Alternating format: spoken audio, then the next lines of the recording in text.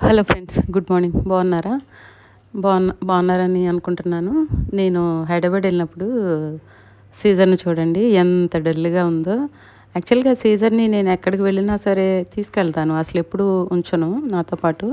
Even నాకేదైనా పనుండి బయటికెళ్ళినప్పుడు లేదా ఆహ్, కార్‌లో ఎక్కువసేపు ఉండాలన్నప్పుడు కూడా సీజర్‌ని కార్‌లో వదిలేస్తాను. 3 అవర్స్, 4 అవర్స్ అయినా సరే కార్‌లో ఉంటది. కానీ అక్కడ మ్యాండేటరీ ఏంటంటే నాతో ఉండాలి. అది సీజర్ ఇది. చూడండి ఎంత డల్‌గా ఉందో. డల్‌గా పడుకుంది. ఏం తినట్లేదు. ఏం త్రాగట్లేదు. అసలు ఎంత డల్‌గా ఉందో చూడండి. పాప ఫోన్ చేసి చెప్పింది, "మమ్మీ అసలు ఏం తినట్లేదు, ఏం తాగట్లేదు. బాగా డల్‌గా ఉంటుంది" అని చెప్పేసి. అక్కడికి వీడియో కాల్ చేసి నేను 2, 3 సార్లు పిలిచాను.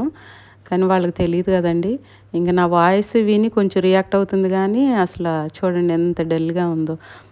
అసల మామూలుగా రిమైనింగ్ పెట్స్‌తో కూడా అసలు ఆడుకోవట్లేదు. రిమైనింగ్ పెట్స్ అంటే అసలు మనతో పనుండదు. సీజర్‌కి మాత్రం నేనుండాలి, తర్వాత ఏసీ ఉండాలి పడుకోవటానికి. ఈ 2 ఉంటే చాలు.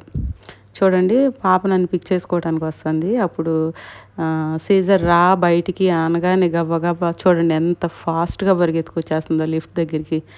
అక్కడికొచ్చి ఇంక అసలు ఎక్కడ ఆగట్లే. లిఫ్ట్ కిందకొచ్చే వరకు కూడా ఆగట్లేదు. మమ్మీ దగ్గరికి వెళ్దాం రా అని చెప్పేసి అనగానే పరిగెత్తుకుంటా వచ్చేసేసింది.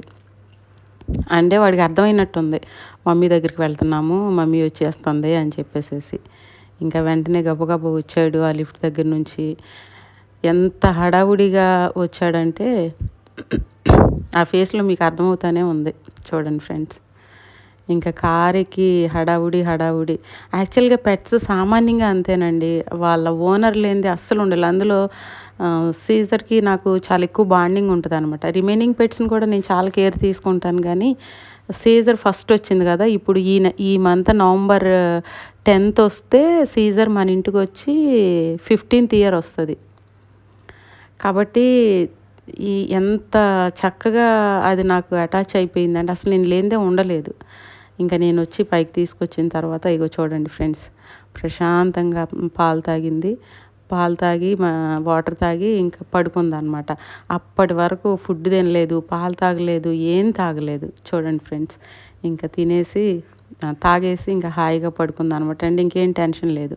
ఇంకా ముందు చూసారా స్టార్టింగ్‌లో చూసారా డల్‌గా ఆ బెడ్ మీద దిగాలుగా పడుకొనుంది. ఎవరు పిలిచినా పలకట్లేదు. ఎలా ఉందంటే, "అలా ఉంది మమ్మీ, నువ్వు త్వరగా వచ్చేసేయి" అని చెప్పేసేసి పాప ఫోన్ చేసింది. ఇంక మరి నాకక్కడ ట్రైనింగ్ అవ్వాలి గదా! ట్రైనింగ్ అయిన తర్వాత వచ్చాననమాట. పెట్స్‌తో ఇలా ఉంటదండి. నేనొచ్చిన తర్వాత గానీ ప్రశాంతంగా నిద్రపోయింది. Thank you friends. Thank you.